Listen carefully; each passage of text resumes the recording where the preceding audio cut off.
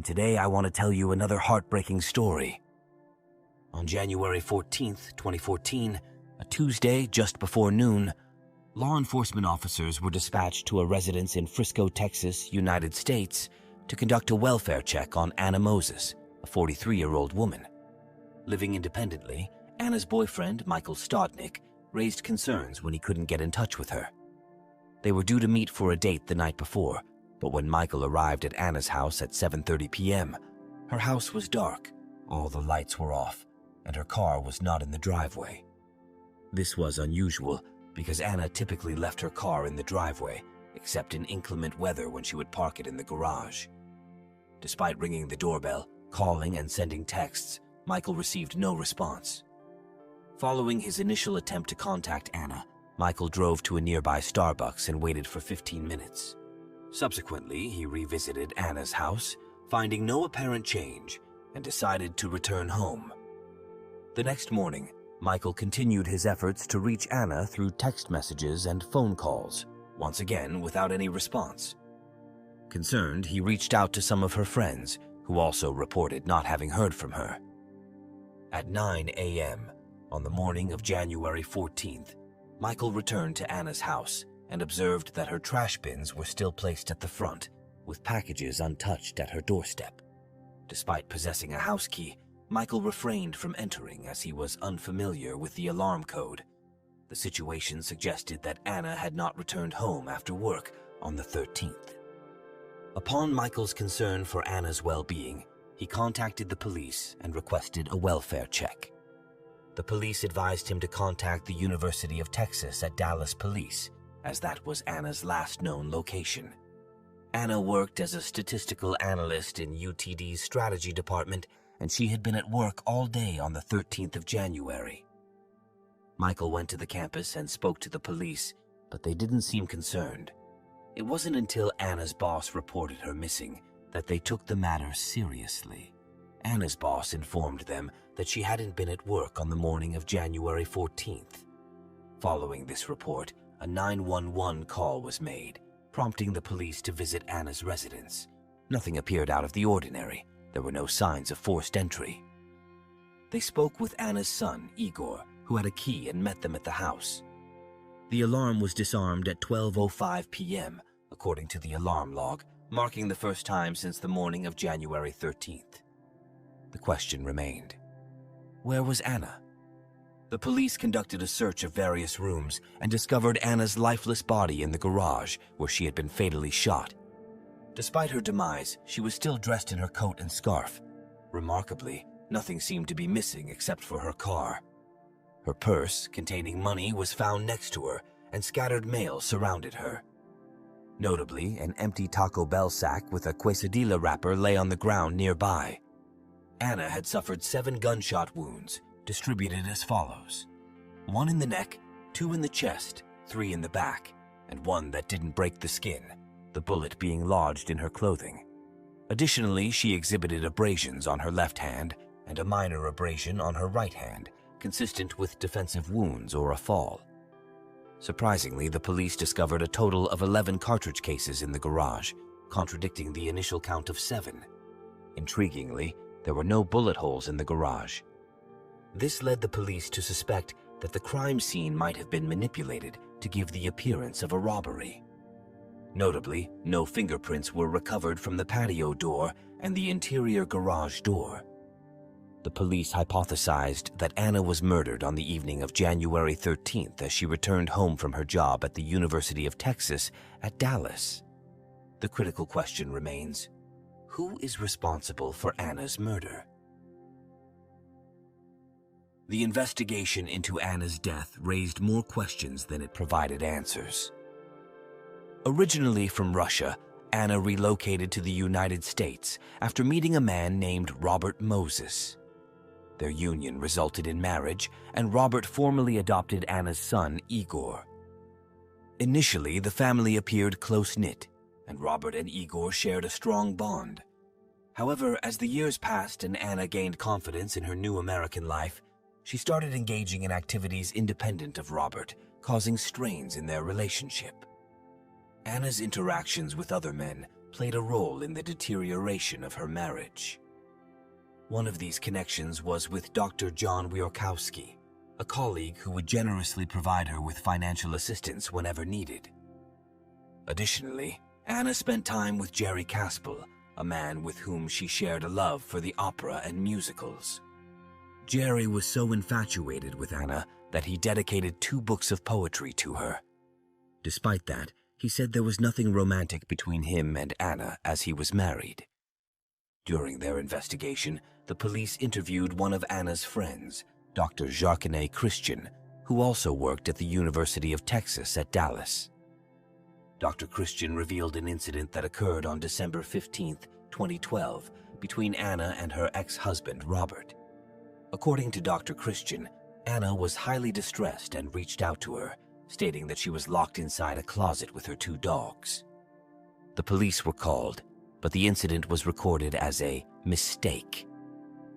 Dr. Christian expressed that Anna seemed genuinely afraid of Robert, recounting an encounter where Anna was visibly shaken, expressing concern that he will kill me tonight. The divorce between Anna and Robert was finalized in March 2013. Despite the separation, Anna continued to reside in the house, while Robert relocated to a residence shared with 3 other divorced men. Notably, their son Igor maintained close ties with both parents, frequently visiting them. Despite the divorce, Robert continued to assist Anna with household repairs when needed. Surprisingly, Anna did not confide in friends or family about any lingering fears of Robert after the divorce. In fact, she appeared content and happy, even finding companionship through online dating. Anna had been in a year-long relationship with Michael, whom she met on Match.com.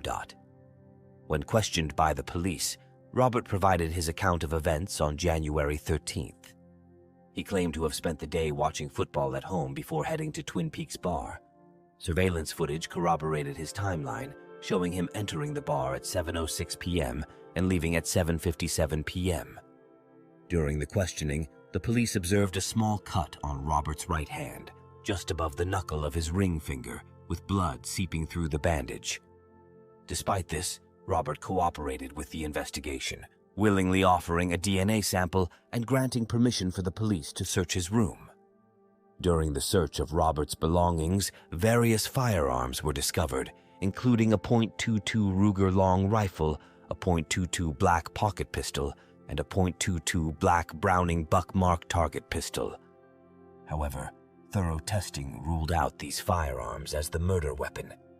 A significant development occurred when Anna's car was located a couple of blocks away from her residence the day after her body was discovered. Upon inspection, the police identified blood on the driver's seat.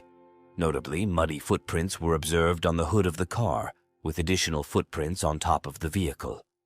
Inside the car, a Red Bull can on the back seat passenger side and a cigarette butt on the floorboard raised suspicions, as Anna was not known to smoke or consume energy drinks.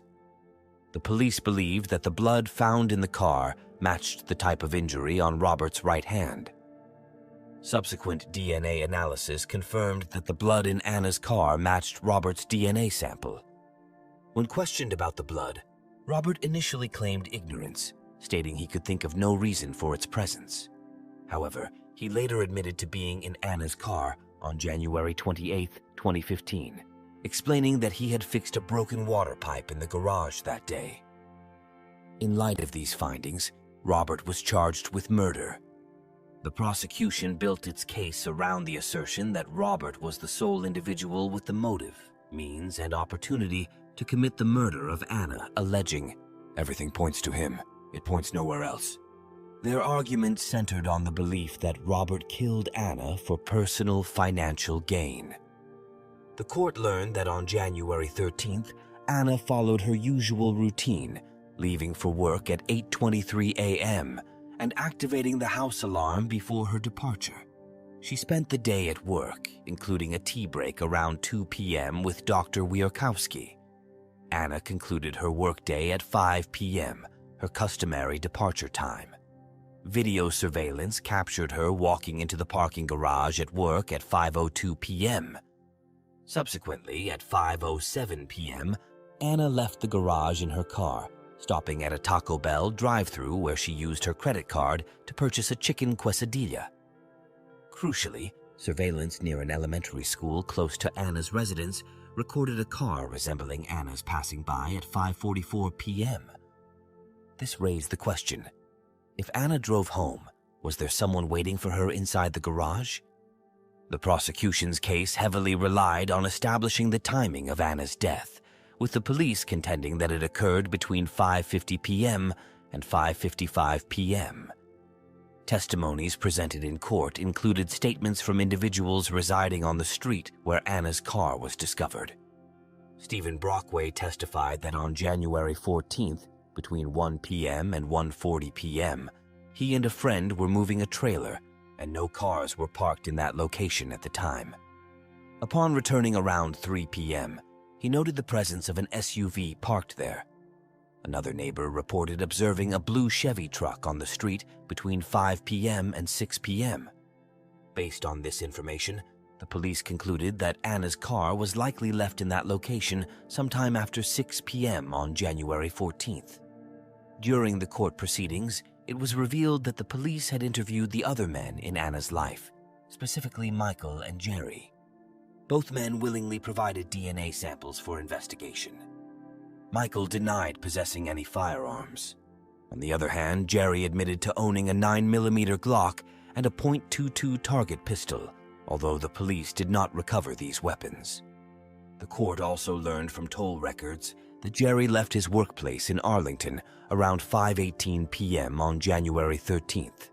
He exited the Renner Road toll booth heading towards his home at 6 p.m.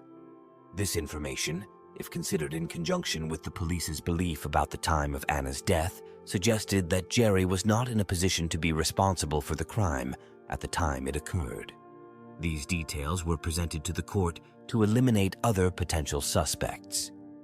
The court was informed that Dr. Wiorkowski had been excluded as a suspect, supported by toll records confirming he was in Garland Rowlett on his way home at 5:47 p.m. Additionally, the type of firearm he owned, a .40 caliber Glock, did not match the gun used to kill Anna. DNA testing on the Red Bull can and the cigarette butt found in Anna's car revealed the DNA belonged to an unknown male. Despite entering the profile into combined DNA index system, no matches were found in the system.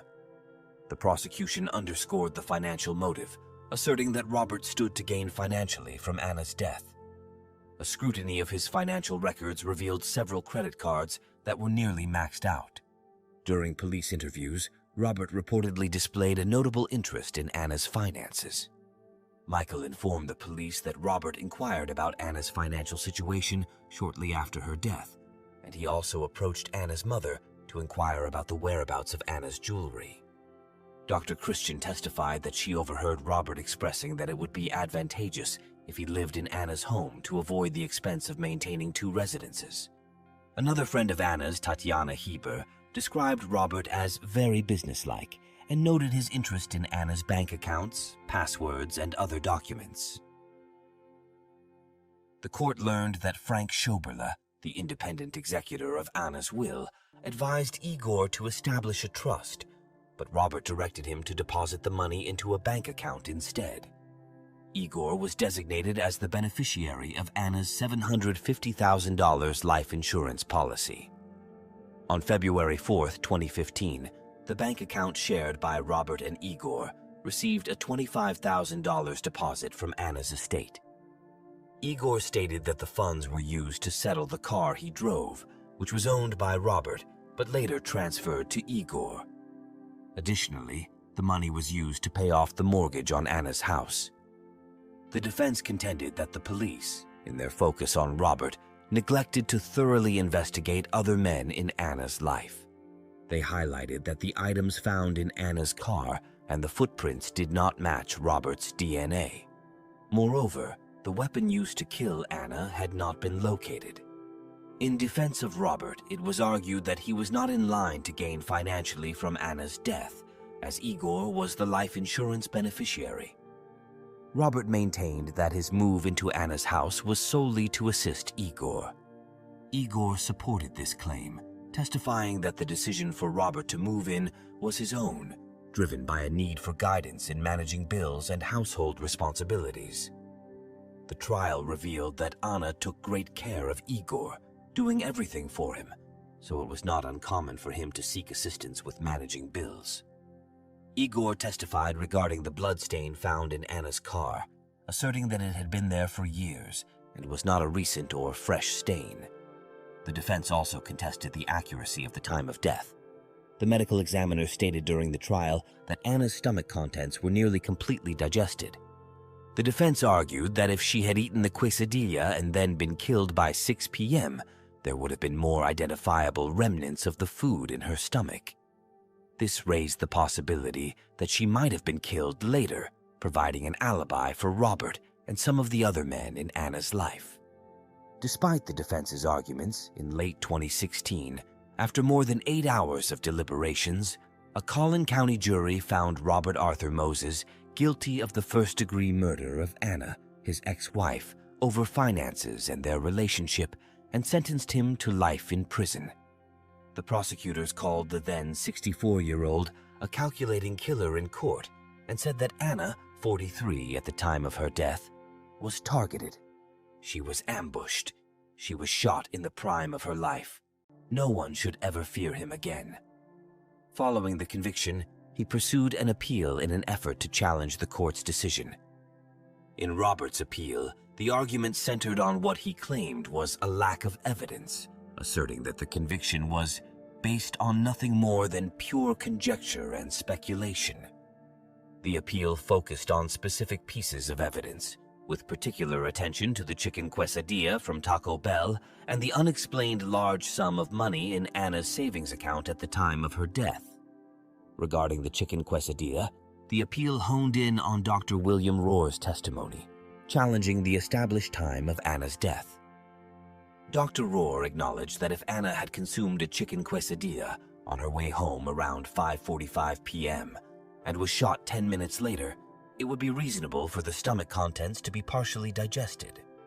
However, he testified that he was unable to recognize any type of food in the contents of Anna's stomach, creating doubt about the accuracy of the established timeline. The appeal contended that the uncertainty about the digestion of the chicken quesadilla cast doubt on the accuracy of Anna's time of death, suggesting that she might have been killed after 7 p.m. This assertion, if true, would provide an alibi for Robert, who was reportedly at the Twin Peaks bar at that time. Additionally, the appeal highlighted Anna's substantial savings account, emphasizing the significant increase in funds over a 23-month period, despite her spending records indicating she used most of her earnings. The appeal criticized the police for not investigating the source of the money. However, the state appeals court rejected Robert's arguments. In relation to the quesadilla, the court stated that no one knew what happened to it or whether Anna herself consumed it. Regarding Anna's savings, the court noted that prosecutors had mentioned it during the trial, asserting that some of the money came from a former romantic interest who wanted to assist Anna. Despite the appeal, the court upheld Robert's conviction, and he remains incarcerated. The rejection of the appeal affirms the previous judgment and maintains the integrity of the trial's outcome. What do you think of today's story? Write your opinion about this case in the comments. I thank you for your attention and recommend subscribing to the channel, as well as clicking on the bell to not miss new videos that are released daily. Take care of yourself and your loved ones. See you soon.